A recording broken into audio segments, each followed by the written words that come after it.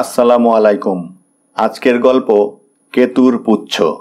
লিখেছেন শরদিন্দু বন্দ্যোপাধ্যায়। ডাক্তার অমিতাভ মিত্রের বয়স 28 বছর। মাত্র 2 বছর হলো সে কলেজ ছেড়ে ব্যবসা আরম্ভ করেছে, কিন্তু এরই মধ্যে শহরে বেশ পসার জমিয়ে তুলেছে। শহরটি বেশ বড় এবং তাতে বহুমারী প্রবীণ চিকিৎসকের অভাব নেই। তবু একেই বলে ভাগ্য। অমিতাভ বেশ চটপটে, নাকে মুখে কথা, চেহারাও মন্দ নয়। বলিষ্ঠ, দোহারা লম্বা, মাথায় কোঁকড়া চুল, ঠোঁটের গড়ন এমন যে মুহূর্ত মধ্যে চটুল ঠাট্টার ভঙ্গি হতে গভীর সমবেদনায় নতপ্রান্ত হয়ে পড়তে পারে। চোখের দৃষ্টি বুদ্ধিতে প্রখর। নাকের ডগা হঠাৎ একটু উঁচু হয়ে গিয়ে মুখখানাতে একটা ধৃষ্ট ডেপোমির ভাব এনে দিয়েছে। শহরের ঈর্ষাপরবত শতমারীরা তাকে ডেপো ছোড়া বলে উল্লেখ করতে আরম্ভ করেছিলেন।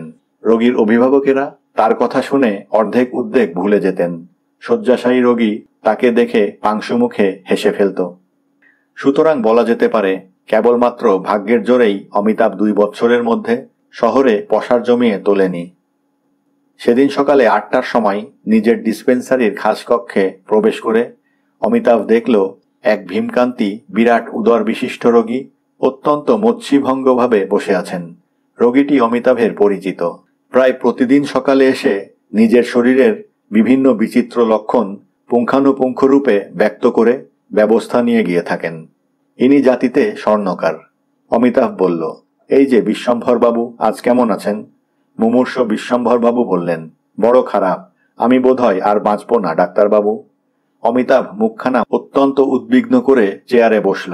বলল, তাই তো, আপনাকে আজ যেন কেমন একটু রোগা রোগা দেখছি। কি হয়েছে বলুন তো? আবার কান কটকট করছে নাকি? অত্যন্ত বিমর্ষভাবে বিশ্বম্ভরবাবু মাথা নাড়লেন। না, কাল রাতে 2বার ঢেকুর উঠেছে। একবার 11টা বেজে 7 মিনিটে আর একবার 2টো বাজতে 19 মিনিটে। বলেন কি, এ তো ভালো কথা নয়। দেখি আপনার নাড়ি। বিষণ্ণ মুখে বিশ্বম্ভরবাবু তাঁর বজ্রমুষ্টি এগিয়ে দিলেন। নাড়ি দেখে অমিতাভ বলল, কাল রাত্রে কি খেয়েছিলেন? কাতর কণ্ঠে বিশ্বম্ভরবাবু খাবারের যে ফর্দ দিলেন তা শুনেই সহজ মানুষের আজীর্ণ রোগ জন্মে। অমিতাভ কিন্তু তিলমাত্র বিচলিত না হয়ে বলল, তাই তো, এমন কিছু গুরুভোজন তো হয়নি যার জন্য রাত্রে 2বার ঢেকুর উঠতে পারে। তবে কেন এমন হলো? বিশ্বম্ভর বললেন, ডাক্তারবাবু, আমি কি সত্যিই বাঁচব না? ঈষৎ হেসে অমিতাভ বলল, আপনি ভয় পাবেন না। আপনার মতো লোক যদি অকালে মৃত্যু মুখে পতিত হয় তাহলে আমরা আছি কি জন্যে। একটা ওষুধ লিখে দিচ্ছি, সেইটে খাবার পর 2 বেলা ব্যবহার করুন। ওষুধটা অবশ্য দামি। কত দাম? 3.5 টাকা পড়বে। বেশ, লিখে দিন। প্রাণের কাছে 3.5 টাকা আর কি বলুন? বলে বিশ্বম্ভর গভীর দীর্ঘ নিঃশ্বাস ফেললেন। টাকা ডায়েটেস অ্যাকোয়াটাইকোটিস সহযোগে একটি হজমি প্রেসক্রিপশন লিখতে লিখতে অমিতাভ জিজ্ঞেস করল, আজকাল আপনার স্ত্রী কেমন আছেন? বিশ্বম্ভর বললেন, বেশ ভালোই আছে। কাশিটা এখনো যায়নি? কাশে মাঝে মাঝে, কিন্তু সে কিছু নয়। সন্ধেবেলা জ্বর আসতো, সেটা এখনো আসে নাকি? অনিচ্ছা ভরে বিশ্বম্ভর বললেন, আসে হয়তো, ঠিক বলতে পারি না। আর মেয়ে মানুষ, বুঝলেন, অমন একটু আধটু। সে তো বটেই। প্রেসক্রিপশন বিশ্বম্ভরকে দিয়ে অমিতাভ বলল, তবে আমার মনে হয় তাকে কয়েকটা ক্যালসিয়াম ইনজেকশন দেয়া দরকার। অবশ্য আপনার তুলনায় তার অসুখ কিছুই নাই। তবুও। বিশ্বম্ভর একটু গম্ভীরভাবে বললেন, নিজের অসুখের চিকিৎসা করতে করতেই লম্বা হয়ে গেলাম ডাক্তারবাবু। তার ওপর আবার যদি। অমিতাভ জানত বিশ্বম্ভরের লম্বা হতে এখনো অনেক দেরি আছে। তবু সে বলল, আচ্ছা, তাকে আপনি এখানে নিয়ে আসবেন। আমি এমনি ইনজেকশন দিয়ে দেব। ওষুধের দামটা খালি দিতে হবে। বিশ্বম্ভরবাবু অপ্রসন্ন মনে কিছুক্ষণ চিন্তা করে শেষে বললেন, আচ্ছা দেখি ডাক্তারবাবু, আপনি দৈব ওষুধে বিশ্বাস করেন? অমিতাভ তৎক্ষণাৎ বলল, হ্যাঁ, করি বই কি। তবে সামান্য অসুখে দৈব ওষুধ তেমন কাজ করে না। আপনি বরঞ্চ নিজে ব্যবহার করতে পারেন। আপনার যে ব্যাধি, তাতে দৈব ওষুধ অব্যর্থ কাজ করবে। অবশ্য সঙ্গে সঙ্গে ডাক্তারি ওষুধ খাওয়া চাই। বিশ্বম্ভর স্ত্রীর জন্যই দৈব ওষুধের কথা জিজ্ঞেস করেছিলেন, কিন্তু ডাক্তার যখন দৈব চিকিৎসায় বিশ্বাস স্থাপন করল তখন তার নিজের জন্যেও লোভ হলো। দৈব ঔষধের দাম কম, অথচ তা মনকে শান্তি দিতে পারে। তিনি সাগ্রহে জিজ্ঞাসা করলেন, এমন কাউকে জানেন ডাক্তারবাবু যে মাদুলি টাদুলি দিতে পারে? তাহলে হয়তো। এমন সময় টেবিলের ওপর টেলিফোন ক্রিং ক্রিং করে বেজে উঠল। ফোন তুলে নিয়ে অমিতাভ বলল, কে আপনি? আরে বিন্দা, কি খবর? যেতে হবে? কি হয়েছে? মিনা ভালো আছে তো? যাক, আমি ভেবেছিলাম মিনার বুঝি অসুখ করেছে। বিশ্বম্ভরবাবু মাদুলির কথা ভুলে এই একতরফা আলাপ শুনতে লাগলেন। Surgery case? কার উপর অস্ত্র করতে হবে? হ্যাঁ, কেতু। মিনার কি বললে? ছেলে? ও, বুঝেছি। তা বেশ। 8 টাকার কমে আমি ছুরি ধরি না, কিন্তু এ কেসে ডবল ফি চার্জ করব। রাজি আছো? বেশ। মিনা কোথায়? ঘরেই আছে। তাকে ফোন ধরতে বলো। ভালো আছো মিনা? তোমার ছেলের অর্থাৎ কেতুর বয়স কত হলো? 2 মাস। হ্যাঁ? কি বললে? ভালো শুনতে পেলাম না। আমার মনে হলো তুমি বললে। ধেত। যা হোক, এ মাসেই তোমার বিয়ে। তার আগে তোমার ছেলের রোগ সারিয়ে দিতে হবে। কেমন? কোনো ভয় নেই। অপারেশনটা অবশ্য গুরুতর, কিন্তু আমি সারিয়ে তুলব। ভালো কথা। তোমার ভাবি পতিদেবতা শুনলাম একজন তরুণ ডাক্তার।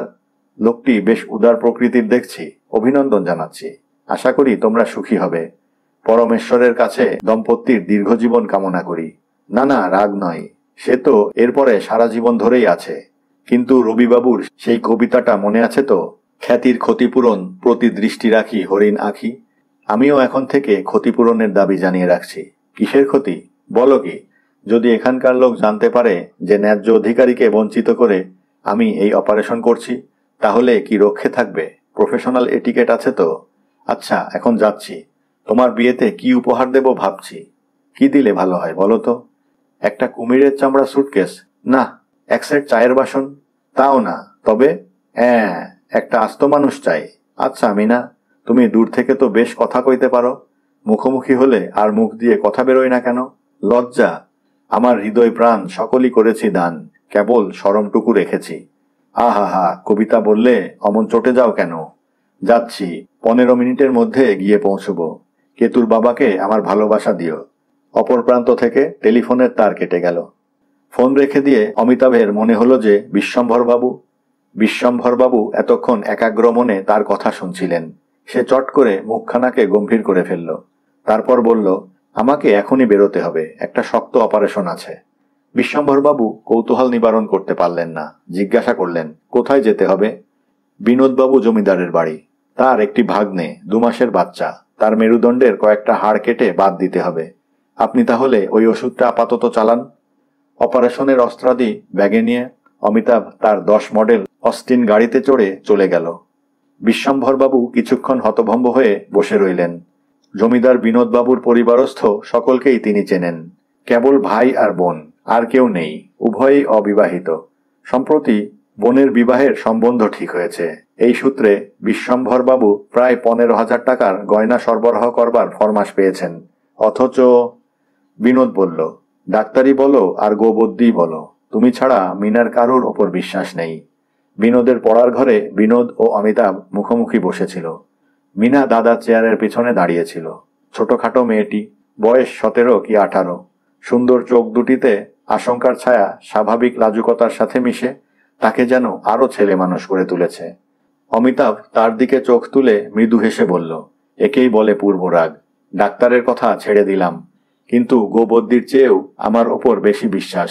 খাঁটি ভালোবাসা না হলে এমন হয় না। মিনা উত্তপ্ত মুখে অন্যদিকে তাকিয়ে থাকল। অমিতাভ যদিও তার দাদার কলেজের বন্ধু, তবু অমিতাভের সান্নিধ্যে আসলে সে কেবলই ঘামতে থাকে। ফোনে যদিবা তার 2-1টা ঠাট্টার জবাব দিতে পারে, চোখাচোখি হলে একেবারে বোবা হয়ে যায়। অমিতাভ বলল, বিন্দা, দেখছো মিনার কি রকম লজ্জা হয়েছে? তোমার সামনে প্রেমের কথা উত্থাপন করা আমার উচিত হয়নি। প্রেম হচ্ছে ভারী গোপনীয় জিনিস। দাদার সামনে তা নিয়ে আলোচনা অতি গর্হিত। আড়ালে আবডালে চুরি করেই প্রেমের কথা বলতে হয়। অতএব ও কথা এখন থাক। এখন তোমার সংসারের খবর কি মিনা? তোমার বিলিতি ইঁদুরগুলি বেশ মনের আনন্দে আছে? রূপী বাঁদরটির স্বাস্থ্যের কোনো রকম ব্যাঘাত হয়নি? বিনোদ হেসে বলল, অমি, ওকে আর জ্বালাতন করিসনি। এমনিতেই বেচারা কাল থেকে দুর্ভাবনায় শুকিয়ে উঠেছে। এখন যা, কাজটা সেরে আয়। তথাস্তু। অমিতাভ ব্যাগ হাতে করে উঠে দাঁড়ালো। তুমি আমাকে পথ দেখিয়ে নিয়ে চলো মিনা। বিন্দা, তুমি আসবে না? না, এখনই একজন লোক আসবার কথা আছে। ও কি পাষণ্ড! ভাগ্নের চেয়ে লোক বড় হলো। অমি হৃদয় বিদারক নিঃশ্বাস ত্যাগ করল। বেশ বেশ, চলো মিনা। অন্দরের একটি বন্ধ ঘরের সামনে এসে মিনা দাঁড়ালো। অমিতাভের মুখের দিকে কাতর চোখ তুলে অস্ফুট স্বরে বলল, বাঁচবে তো? চমকিত হয়ে অমি বলল, কে? ভৎসনাপূর্ণ চোখে মিনা বলল, কেতু। অমি তাকে আশ্বাস দিয়ে বলল, কোনো ভয় নেই, আমার অস্ত্রাঘাতে আজ পর্যন্ত কেউ মরেনি। একবার একটা হুলো বিড়ালকে লাঠি মেরেছিলাম, সে আজ পর্যন্ত বেঁচে আছে। এই ঘরে কেতু আছে তো? তুমিও এসো না। মিনা শিউরে উঠল, আমি ও চোখে দেখতে পারবো না বলে চোখে আঁচল দিল। অমি বলল, আচ্ছা তুমি বাইরেই থাকো, 1 মিনিটে কাজ শেষ হয়ে যাবে, কিন্তু ক্ষতিপূরণের কথাটা মনে আছে তো? তোমার দাদা অবশ্য ডবল ফি দেবে বলেছে, কিন্তু বিন্দাকে বিশ্বাস নেই, শেষ পর্যন্ত হয়তো ফাঁকি দেবে, তখন কিন্তু তোমার কাছ থেকে আমি ক্ষতিপূরণ আদায় করব। আঁচলের ভিতর থেকে মিনা বলল, যাও। অমি একবার চারিদিকে তাকিয়ে দেখল, কেউ কোথাও নেই, অগ্রিম কিছু আদায় করে নি। অমি চট করে তার সিঁথিমূলে একটা চুম্বন করল, তারপর ঘরের মধ্যে ঢুকে দরজা বন্ধ করে দিল। রক্তকরবীর মতো রাঙা মুখ দুহাতে চেপে মিনা দরজার বাইরে দাঁড়িয়ে রইল। ছি ছি, একটু লজ্জাও কি নেই? বিয়ের আগে। ঘরের মধ্যে নিস্তব্ধতা। 5 মিনিট কেটে গেল। মিনা উদ্বিগ্ন হয়ে উঠতে লাগলো, কেতু কি? তারপর হঠাৎ ঘরের ভেতর থেকে তারো স্বরে চিৎকার উঠল, কেউ কেউ কেউ। ক্রমশ কুকুর শাবকের কাতরোক্তি ক্ষীণ হয়ে থেমে গেল। মিনিট 2-3 পরে অমি বাইরে আসতেই মিনা ব্যাকুল বিস্ফারিত চোখে তার দিকে তাকালো। অমি নিজের মুঠি তার দিকে বাড়িয়ে বলল, এই নাও। না বুঝে মিনা হাত পাতল। কেতুর কাটা লেজটি তার হাতে দিয়ে অমি বলল, অপারেশন সাকসেসফুল, রোগী এখন নিদ্রা নিচ্ছেন। মিনা লেজটি মাটিতে ছুঁড়ে ফেলে দিল, তারপর ঘরে গিয়ে ঢুকল। অতর্কিতে অমির পিঠে একটা কিল মেরে দরজায় খিল লাগিয়ে দিল। অমি কিছুক্ষণ দাঁড়িয়ে রইল, তারপর ছোট লেজটি পকেটে পুরে মৃদু হাসতে হাসতে বাইরের দিকে চলল। বাইরের ঘরে এসে অমি দেখল বিশ্বম্ভরবাবু বিনোদের কাছে বসে আছেন। বিস্মিত হয়ে বলল, এ কি বিশ্বম্ভরবাবু, আপনি এখানে যে? বিনোদ বুঝিয়ে দিল যে বিশ্বম্ভরবাবু মিনার বিয়ের সমস্ত গয়না গড়ার ভার নিয়েছেন, সুতরাং তার এ বাড়িতে যাতায়াত বিচিত্র নয়। অমিতাভ কিছুকাল অপলক দৃষ্টিতে বিশ্বম্ভরবাবুর দিকে তাকিয়ে থাকল, তারপর আঙুল সংকেতে তাকে ডেকে বলল, এদিকে একবার শুনে যান, একটু কথা আছে। বিশ্বম্ভরকে আড়ালে নিয়ে গিয়ে অমি বলল, আপনি আজ মাদুলি ধারণের কথা বলছিলেন না? হঠাৎ মনে পড়ে গেল, আমার কাছে ভালো দৈব ঔষধ আছে। বিশ্বম্ভর উৎসুক চোখে চেয়ে থাকলেন। অমি গম্ভীর মুখে বলল, কেতু গ্রহই আপনার অনিষ্ট করেছে, কেতুর মাদুলি ধারণ করলেই আর কোনো রোগ থাকবে না। সাগ্রহ স্বরে বিশ্বম্ভর বললেন, কি করতে হবে? পকেটে হাত দিয়ে কেতুর লেজটি নাড়তে নাড়তে অমি বলল, একটি বেশ বড় দেখে সোনার মাদুলি তৈরি করে কাল আপনি আমার কাছে নিয়ে যাবেন, আমি তাতে দৈব ওষুধ ভরে দেব। মাদুলিটি অন্তত 3 ইঞ্চি লম্বা হওয়া চাই, আর সেই অনুপাতে মোটা, সেটি গলায় ধারণ করতে হবে। হাত ঘষতে ঘষতে বিশ্বম্ভর বললেন, যে আজ্ঞে। আর আপনার স্ত্রীকেও সেই সঙ্গে নিয়ে যাবেন, ইঞ্জেকশন দিয়ে দেব। ঈষৎ ম্লান হয়ে বিশ্বম্ভর বললেন, আচ্ছা, আপনি যখন এ বাড়ির শ্যাকরা, তখন ওষুধের দামটা আর আপনাকে দিতে হবে না। পুনরায় উৎফুল্ল হয়ে বিশ্বম্ভর বললেন, যে আজ্ঞে। ধন্যবাদ।